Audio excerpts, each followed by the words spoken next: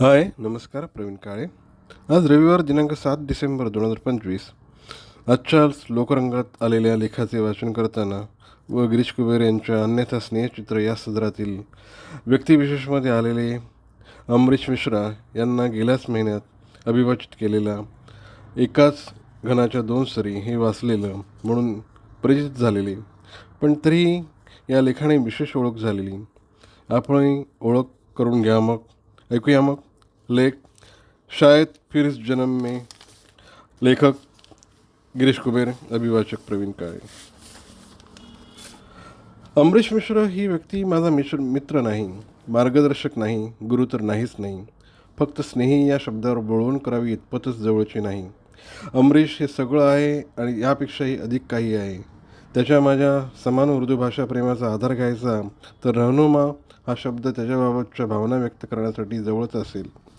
रहनुमा म्हणजे आपल्याबरोबर चालणारा, अंधार असेल तर एखादा दिवा हाती धरून आपला मार्ग प्रकाशमान करणारा, आपला रस्ता चुकत असेल तर चूक व्हायच्या आधी तसं सांगणारा, आणि तरीही ती झालीच तर बघ मी सांगत होतो असं सुनावणाऱ्यांच्या कशी फजिती झाली हे शब्द उच्चारले नाहीत तरी ऐकू येणाऱ्यांच्या भावगर्दीत सामील न होणारा.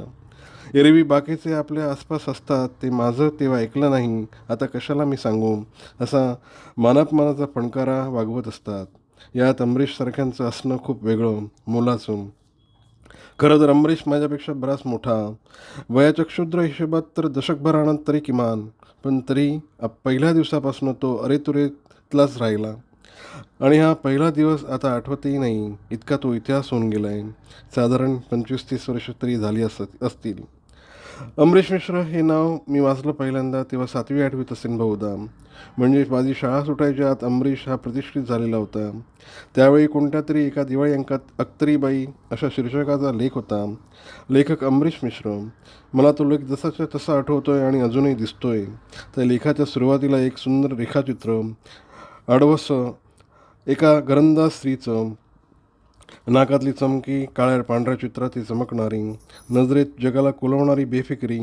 त्या चित्राच्या खालच्या अर्ध्या भागात घटाकार तानपुरा पसरलेला, बाईंचा एक हात त्या तानपुऱ्यावर, बेगम अख्तर साहेबांवरचा तो लेख. डोंबिवलीत त्या काळात गजाननराव जोशी कुटुंबियांच्या पुढाकारातून आकाराला आलेल्या शिवानंद प्रतिष्ठानमुळे गाण्याच्या बैठकांची संस्कृती रूळ पाहत होती. एरवी असं गाणं कानावर पडायचं फक्त गणपती उत्सवात. वसंतराव भीमसेनजी, अभिषेकी बुवा वगैरेंना सहज ऐकता येत असे. त्यावेळी गणपतीच्या पहिल्या दिवशीचं एक काम असायचं. सगळ्या मंडळांना पहिल्या दिवशीच भेट द्यायची. गणपती दर्शन करू न करू, पण खरा हेतू घरी परतताना प्रत्येक मंडळाची कार्यक्रमपत्रिका घेऊन यायची. कोणाचं गाणं कधी कुठे आहे हे एकदा पहिल्याच दिवशी कळलं की त्याप्रमाणे रात्री बेतायच्या. पण शुद्ध गाण्याची संधी मिळू लागली ती शिवानंदमुळे. त्यामुळे चांगलं गाणं आवडू लागलेलं. पण तरी बेगम साहेबा कधी डोंबिवलीला आपली तशरीफ घेऊन येत्या झाल्या नाहीत. घरात फक्त रेडिओ टेप रेकॉर्डर घेण्याची श्रीमंती खूप खूप लांब होती तो हा काळ. आणि त्यात अमरीश हा असा अख्तरीबाईंवरचा व्याकुळ करणारा लेख. तो वाचल्यानंतर एकाच वेळी 2 तहान जाणीवा निर्माण झाला. एक अख्तरीबाईंना कसं ऐकायला मिळेल आणि दुसरी अमरीश हा इसम कुठे भेटेल. त्यातल्या दुसऱ्या तहानेवर पाणी सोडणं माझं वय लक्षात घेता शहाणपणाचं होतं. पहिलं लक्ष बाईंना ऐकणं. ती तहान भागायलाही बराच वेळ वाट पाहावी लागली. त्याच वर्षी मौजेच्या दिवाळी अंकात पुलंच्या बेगम साहेबांवरचा लेख होता. जाने क्यों आज तेरे नाम पे रोना आया अशा शीर्षकाचा. पुलंच्याही तोंडी अख्तरीबाई आणि आता अमरीशचा अख्तरीबाई. त्यामुळे तहान आणखीनच वाढली. लवकरच त्या तहानेचं रूपांतर वेडसरपणात झालंय असं आसपासचे माझ्याविषयी म्हणू लागले. ध्यासच लागला अख्तरीबाईंच्या शोधाचा आणि त्या भेटल्या. पहिलीच भेट आणि थेट ओ जो हम में तुम में करार था. तेव्हा जे वाटलं आणि अजूनही तेच वाटतं, ते वाटणं तोडणारं शब्द सामर्थ्य नाही. आजही समग्र अख्तरीबाई माझ्या मोबाईलमधनं सतत बरोबर असतात. अमरीशमुळे अख्तरीबाई इतक्या जवळच्या झाल्या की अख्तरीबाईंमुळे अमरीश अतिजवळचा झाला हे सांगणं कठीण. पण अमरीश भेटीची तहान भागायला बराच वेळ जावा लागला. ती भेट होईपर्यंत त्यांचं वागणं वाचत होतो. इंग्रजी वाचायला सुरुवात केल्यानंतर टाइम्स ऑफ इंडियात तो भेटायला लागला. अख्तरीबाई लिहिणाऱ्या अमरीशची मराठी आणि टाइम्समध्ये बातमीदारी वृत्तलेख लिहितानाची त्याची इंग्रजी, नकळतपणे भाषेचा लहेजा, प्रसंगानुरूप कसा बदलायचा, त्यात भारदस्तपणा कसा आणायचा, त्यासाठी प्रयत्न कसे करायचे, याचे धडे प्रत्यक्ष न भेटताही अमरीश देऊ लागला. नंतर प्रत्यक्ष पत्रकारितेत आल्यानंतर त्याच टाइम्स इमारतीत प्रवेश मिळाला आणि त्या इमारतीतली 2 माणसं अभ्यासानंदाचा विषय बनली नकळतपणे. एक अर्थातच गोविंदराव आणि दुसरा अमरीश. एकदा त्याला तळवलकरांकडे येताना पाहिलं. अत्यंत मंद चाल, जणू काही शोधत चाललंय, खाली बघत असं वाटावं असं चालणं. चालताना थोडं पुढे झुकणं आणि कमरेत वाकून अत्यंत अर्जवानी गोविंदरावांना येऊ का असं विचारणं, हे सगळं आजही आठवतंय. त्यांच्या केबिनमध्ये त्याला थेट प्रवेश मिळतो हे पाहिल्यावर तर त्याच्या मोठेपणाची खात्रीच पटली. दुपारची वेळ होती. सकाळच्या शिफ्टमधले आम्ही, रविवार, पौर्णिमाली वगैरे इतकेच आसपास. गोविंदराव त्याच्याबरोबर थोड्या वेळाने बाहेर आले आणि मी तो क्षण साधला. गोविंदरावांनीच ओळख करून दिली. आमच्याकडे नवीन लागलेत. गोविंदराव सगळ्यांनाच अहोजाहो करायचे. ते आत परत गेले आणि मी अमरीशला अख्तरीबाई किती मला आवडला वगैरे काही सांगू लागलो. वाचतोस त्याचा प्रश्न, म्हटलं. प्रयत्न करतोय जमेल तितकं. पहिल्या भेटीत इतकंच. तो 3ऱ्या मजल्यावर निघून गेला. पहिल्याच भेटीत तोही तूवर आला. म्हटलं आपणही उगाच फॉर्मल नको व्हायला. फार लांबचा प्रवास असेल तर औपचारिकता कंटाळा आणते. तर याच्याबरोबर बरंच लांब जायचं आहे, हे पहिल्या भेटीच्या आधीच ठरलेलं.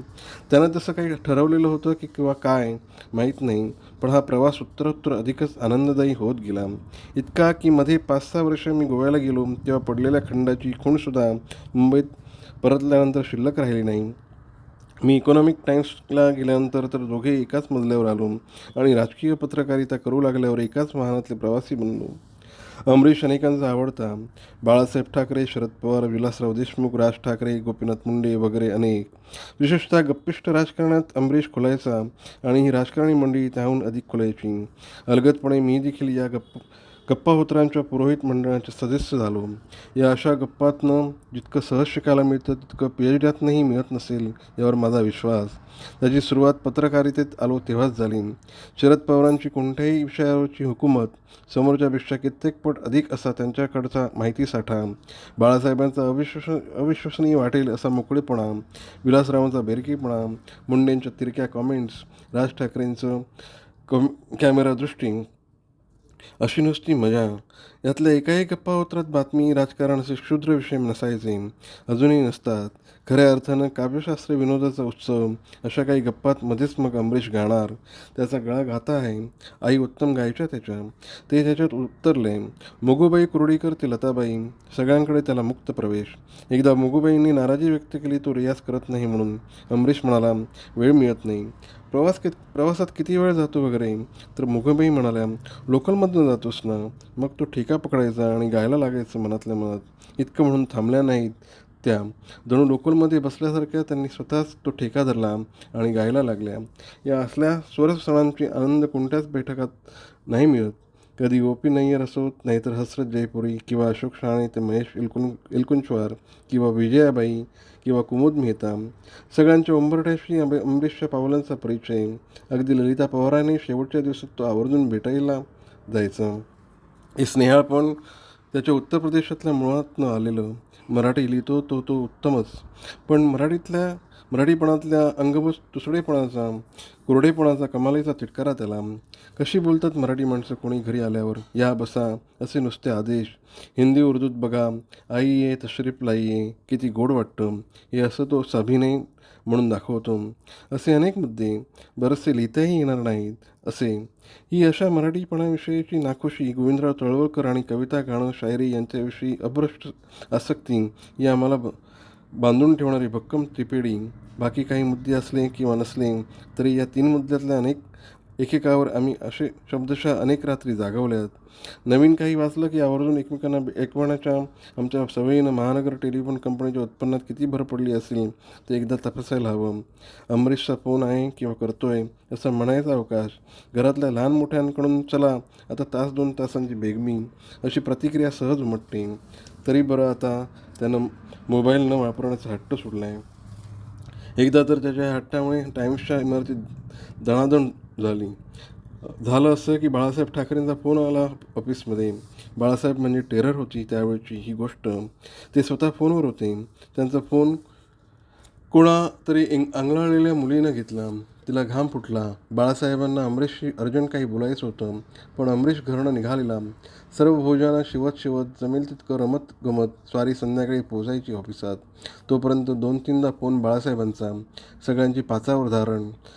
व्हेर इज आंबा? त्याला टाइम्समध्ये सगळे आंबा म्हणायचे. असं विचारत सगळे इकडून तिकडे तिकडून इकडे फिरत होते. टाइम्सच्या संपादकाला माहिती होतं मला त्याचा ठावठिकाणा माहीत असेल ते. घरातनं एकदा निघाला की अमरीशला गाठणं अवघड. त्यामुळे त्याला शोधण्यापेक्षा बाळासाहेबांना फोन करून हे कळवणं जास्त सोपं होतं. ते केलं. संध्याकाळी पोचला अमरीश ऑफिसात. सगळे धावत त्याच्याकडे. बाळासाहेब तुला शोधतायत कधीचे? तर हा म्हणाला, सो व्हॉट, इतकं काय? करतो त्यांना फोन. त्याचा तो बाळासाहेबांच्या फोनलाही इतर कोणाच्या फोनसारखंच वागवण्याचा ॲटिट्यूड पाहून त्या मुलीच्या तोंडाला फेस यायचा तेवढा बाकी होता. पण हा ॲटिट्यूड हीच खरी अमरीशमधली गंमत. तो अनैसर्गिक आहे हे कळेपर्यंत अनेकांनी त्याचा धसका घेतलेला असतो. पण अमरीशला या त्याच्या ॲटिट्यूडसह गोविंदरावती पुलं असं सगळ्यांनी कुरवाळलं. कारण अमरीशकडचा असतं लैवज. आजही आम्ही कुठेही कोणत्याही वेळेला भेटलो तरी अमरीश पहिल्यांदा हात धरून माझी गती कमी करणार. त्याला कसलीच घाई रुचत नाही आणि नंतर ऐक असं म्हणत एक असं काहीतरी ऐकवणार. हा रिवाज. ते ऐकत माझीही गती कमी झालेली असते आणि मग आणखी काही पंख फुटू लागतात गप्पांच्या विषयांना. मग पुढचे तास 2 तासही असे चौकात, पानाच्या ठेल्यावर, मध्यरात्रीनंतर दिवे लागण होते त्या चहाच्या टपऱ्यांवर, घरी असे अनेक. अशा गप्पा गदिमांच्या जोग्यातल्या पसरणाऱ्या पैंजणांप्रमाणे सैलावतात आणि कोण्यातली सतारही मग झोपून जाते. त्याच्या भाषेतली बोलण्यातली प्रासादिक पाल्हाळिकता लोभस आहे. भाषेबाबत तो कमालीचा संवेदनशील. एकदा त्याचं लोकसत्तातल्या सहकाऱ्यांसाठी भाषण ठेवलेलं. चांबाराला बघितले कधी रिकाम्या वेळेत काय करतो ते? आपल्या शस्त्रांना तो धार लावत असतो वेळ मिळाला की. भाषा ही आपलं शस्त्र आहे. धार लावत चला वेळ मिळेल तसा. अमरीशचा त्यांना सल्ला. लोकसत्ताचं संपादकपद माझ्याकडे येणार हे जाहीर व्हायच्या आधी ज्या कोणा 2-3 जणांना मी स्वतःहून ते सांगितलं त्यातला एक अमरीश. त्याचं मला सविस्तर पत्र आलं, स्वच्छ टपोरे अक्षरात. त्या 10 पानी पत्राची सुरुवात आणि शेवट, त्याची प्रतिमा छापली इथे. मधला भाग हा मराठी पत्रकारितेच्या अभ्यासक्रमात सहभागी करावा असा. असो. अमरीश गाण्याच्या निवेदनाचे कार्यक्रम करतो.